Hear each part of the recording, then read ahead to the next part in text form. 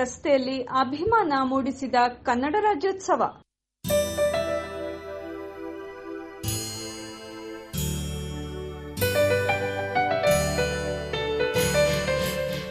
ಅಂಬೇಡ್ಕರ್ ರಸ್ತೆಯ ಕನ್ನಡ ಸೇನೆ ಆಟೋ ನಿಲ್ದಾಣದಲ್ಲಿ ಧ್ವಜಾರೋಹಣ ಮಾಡುವ ಮೂಲಕ ವಿಜೃಂಭಣೆಯ ಕನ್ನಡ ರಾಜ್ಯೋತ್ಸವಕ್ಕೆ ನಗರಸಭೆ ಪೌರಾಯುಕ್ತರಾದ ಬಿಸಿ ಬಸವರಾಜ್ ರವರು ಚಾಲನೆ ನೀಡಿದರು.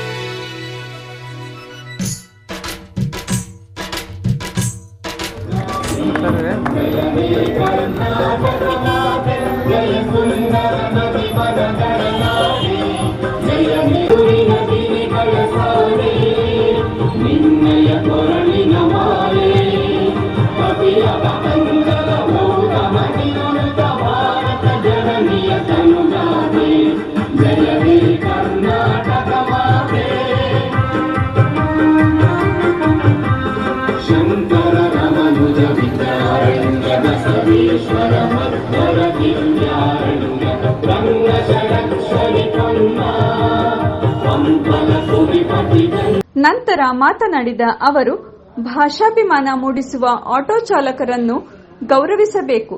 ದೈನಂದಿನ ಕಾಯಕದಲ್ಲಿ ಸ್ಥಳೀಯರು ಹಾಗೂ ಪ್ರವಾಸಿಗರೊಂದಿಗೆ ಕನ್ನಡದಲ್ಲೇ ವ್ಯವಹರಿಸಿ ಭಾಷಾಭಿಮಾನ ಮೂಡಿಸುತ್ತಿರುವ ಆಟೋ ಚಾಲಕರನ್ನು ಸದಾ ಗೌರವದಿಂದ ಕಾಣುವುದನ್ನು ರೂಢಿಸಿಕೊಳ್ಳಬೇಕು.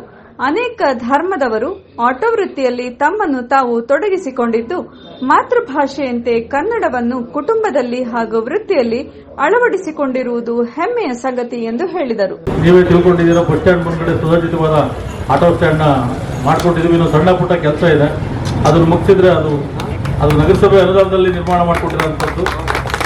ಇನ್ನು ಉಳಿದಂಥದ್ದು ರಾಜೇಗೌಡರು ಇನ್ನೆಲ್ಲೂ ಕೆಲವೊಂದು ಭಾಗದಲ್ಲಿ ಹೇಳ್ತಿದ್ದಾರೆ, ಅಂಥವನ್ನೆಲ್ಲ ಆದ್ಯತೆ ಮೇಲೆ, ಅನುದಾನಗಳ ಲಭ್ಯತೆ ಮೇಲೆ ಆಟೋ ನಿಲ್ದಾಣಗಳನ್ನ ಮಾಡ್ಕೊಡುವಂಥ ಕೆಲಸನ ನಗರಸಭೆ ಖಂಡಿತ ಮಾಡುತ್ತೆ ಅಂತ ಹೇಳ್ತಾ, ಯಾವಾಗಲೂ ಬಡವರ್ಗದ ಪರ, ಆಟೋ ಸಂಘಗಳ ಪರ, ನಿಮ್ಮೆಲ್ಲರ ಪರ, ಕನ್ನಡದ ಪರ ನಗರಸಭೆ ಇರ್ಬೋದು, ನಾವಿರ್ಬೋದು, ಎಲ್ಲರೂ ಸಹ ಇರ್ತೀವಿ. ಯಾವುದೇ ಸಂದರ್ಭದಲ್ಲಿರ್ಬೋದು, ಯಾವುದೇ ಕ್ಷಣದಲ್ಲಿರ್ಬೋದು ನಗರಸಭೆ ನಿಮ್ಮ ಜೊತೆ ಇರುತ್ತೆ. ಪೌರಾಯುಕ್ತನಾಗಿ ನಾನು ಈ ಊರಲ್ಲಿರೋದಕ್ಕೆ ಖಂಡಿತ ನಿಮ್ಮ ಸಂಘಟನೆ ಜೊತೆ ಎಲ್ಲ ಇದಕ್ಕೂ ನಾವು ಸಹಕಾರಿಯಾಗಿ ಇರ್ತೀನಿ ಅಂತ ಹೇಳ್ತಾ ನಿಮ್ಮೆಲ್ಲರಿಗೂ ಬಂದಸ್ತಾ ನನ್ನ ಮಾತು ಮುಗಿಸ್ತಾನೆ. ಜೈ ಜೈ ಕರ್ನಾಟಕ. ಕನ್ನಡ ಸೇನೆ ಜಿಲ್ಲಾಧ್ಯಕ್ಷ ಪಿಸಿ ರಾಜೇಗೌಡ ಮಾತನಾಡಿ, ಜಾತಿ, ಮತ ಹಾಗೂ ಪಂಥವನ್ನು ಮೀರಿ ನಿಂತಿರುವ ಕರ್ನಾಟಕ ರಾಜ್ಯ ನಮ್ಮದು. ಸರಳ ಹಾಗೂ ಸಜ್ಜನಿಕೆಯ ವ್ಯಕ್ತಿತ್ವವನ್ನು ಹೊಂದಿರುವ ಕನ್ನಡಿಗರು ಶಾಂತಿಪ್ರಿಯರೆಂದು ಪ್ರಸಿದ್ಧರಾದವರು. ನಾಡು ನುಡಿಗೆ ಧಕ್ಕೆಯಾದರೆ ಧೈರ್ಯವಾಗಿ ಎದುರಿಸುವ ಸಾಮರ್ಥ್ಯವನ್ನು ಹೊಂದಿದ್ದಾರೆ ಎಂದು ಮಾತನಾಡಿದರು. ಇದು ಏನು ಜಾತಿ ಮತ ಭೇದವಿಲ್ಲದೆ ಶಾಂತಿ ತೋಟ, ನಾವೆಲ್ಲ ಒಂದು ರಕ್ಷಣೆಯಾಗಿ ಕರ್ನಾಟಕದಲ್ಲಿ ಬದುಕ್ತಾ ಇದೀವಿ ಅಂತ. ಯಾಕೆಂತಂದ್ರೆ ಇಲ್ಲಿ ನಮ್ಮ ಹೊರ ರಾಜ್ಯದಲ್ಲಿ ಹೋದ್ರೆ ನೀವು ನೋಡ್ಬೋದು, ಅವ್ರದೇ ಆದ ಭಾಷೆಗಳು, ಅವ್ರ ಭಾಷೆ ಮಾತಾಡಿದ್ರೆ ಮಾತ್ರ ಅಲ್ಲಿ ನಿಮಗೆ ವ್ಯಾಪಾರ. ಇಲ್ಲಿ ಆಗ್ತಾ ಇಲ್ಲ.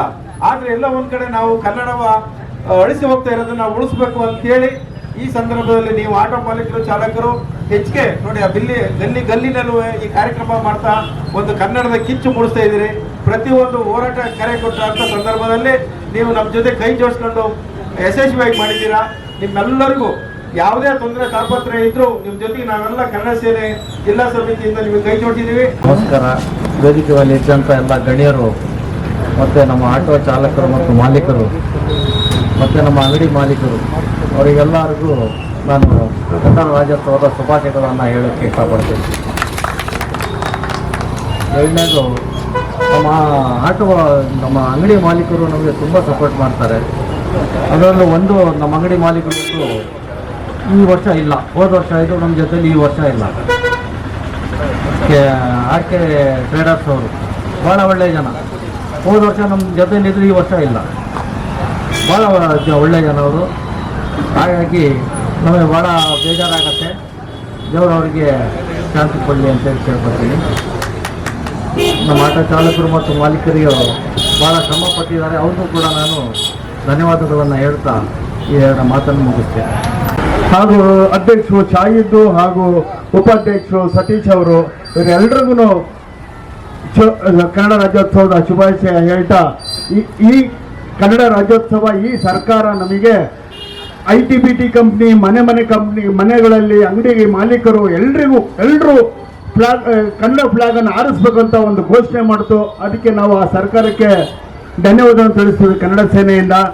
ಕನ್ನಡ ಸೇನೆ ವತಿಯಿಂದ ಪೌರಾಯುಕ್ತರನ್ನು ಸನ್ಮಾನಿಸಲಾಯಿತು. ಕನ್ನಡ ರಾಜ್ಯೋತ್ಸವ ಸಮಾರಂಭದಲ್ಲಿ ಕನ್ನಡ ಸೇನೆಯ ವಕ್ತಾರರಾದ ಹುಣಸೇಮಕ್ಕಿ ಲಕ್ಷ್ಮಣ್, ಆಟೋ ಚಾಲಕರ ಸಂಘದ ಜಯಪ್ರಕಾಶ್, ಶಾಹಿದ್, ವರದರಾಜ್, ಜಗದೀಶ್, ವಿನಯ್, ಸತೀಶ್, ಶಂಕರೇಗೌಡ, ಇಜಾಜ್, ನಿಸಾರ್ ಮುಂತಾದವರು ಉಪಸ್ಥಿತರಿದ್ದರು.